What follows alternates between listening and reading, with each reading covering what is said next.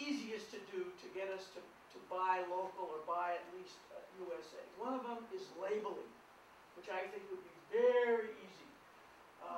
Label everything from the state and country of origin. My family likes lamb, and at Easter I had to call up every butcher to find out if they sold American lamb. I mean, it was a big deal in our family because you always buy local stuff. The other thing is the education to get people to buy seasonal, because then it's going to be local. If you get something that's totally out of season, it's come from Chile. It's just obvious. So there's some easy things to do, but otherwise, I don't understand why your project is proposed in a governmental agency, because to me, this is the kind of thing that the market does. And I can't see San Francisco providing capital for X. If the farmer wants to start a dude ranch, he goes to the bank or whatever and tries to get a loan, and if they think it's a good business plan, hopefully he gets it. It doesn't make sense to me to have yet another layer of, as Mr. Kopak said, sociological proposals for what I see as an economic thing. I was told by a forester that this county is one of the great tree growing places in the world. And we are not even allowed to do that. And to me, not being allowed to do what you do best is a sin. But I feel strongly about our resource base, and I just wish we were allowed to use it. Thank you, Ms. Pauly. Mr. Bengtson. I have a few comments. One about globalization. You know, I've been watching some of these movements, and we've had sometimes 53, 54 local groups within the county that want to promote buy local, eat local, the organic movement, you know, sustainable food and so forth. And I think that one reason they've kind of been doomed to failure, or they've been growing very, very slowly, is because of globalization. People vote one way. They'll say that they want to support local and buy local and do some of these things, but when they walk into the market, they vote with their pocketbook and they buy the cheapest commodity, which is coming from China or Chile or Australia. And I think that that is about to change.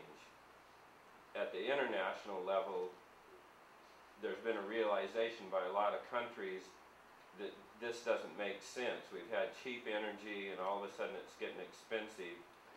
And one reason that globalization works is because most countries exempt taxes when they're shipping by, you know, air freight or ship. And so that's why it makes sense sometimes to grow something in Oregon, ship it to Thailand, get it boxed up, ship it back here and sell it like blueberries. When and if these countries, and a lot of countries have said they're going to drop the exemptions this year and next year, because they've realized that a lot of countries are hurting themselves, just like we hurt ourselves, and it doesn't make any sense. We're actually using more energy to move these things around the world. It's not really cheaper, it's just part of it's the tax situation. So there's a real good article in the New York Times probably 8-10 weeks ago with a list of countries and some of their taxes and some of them that are slated to go out. And I think if and when that happens, it will start to make more sense to support local and eat local. And then I had a comment about your needs slide. The two big things missing for me there were guaranteed water, and John covered that pretty well. The other thing in this county that I've always thought we needed, and this is something that private enterprise can't really supply, is a transportation system or roads. I look at the coast of ours, and it has, you know, beautiful soils, really high productive soils, some of them without irrigation are as high as Potter Valley, and we can grow everything that they can grow in the Salabo and Monterey and Santa Cruz. but we gotta get it out of there off of Highway 1. And you got, the 128 corridor is a little bit better, but when some of these people are growing things, the way the current market structure is, they have to get down to the wholesale market in San Francisco, pick and get down there 3 or 4 times a week, out of Anderson Valley or out of Gualala or someplace, and you just, you know, we need a better transportation system, better than Highway 20 and 128 or some way to get off of Highway 1. That's one of my comments. And I just wanted to say something about the farm labor, and I don't think of it all as, it is an immigration problem, or it does get tied into that, but sometimes it really isn't an immigration problem. It's a matter of semantics. What we have a lot of times in California is we have farm labor that wants to come up from Mexico and work here, and then they want to go back. They don't want to immigrate here. They don't want to live here.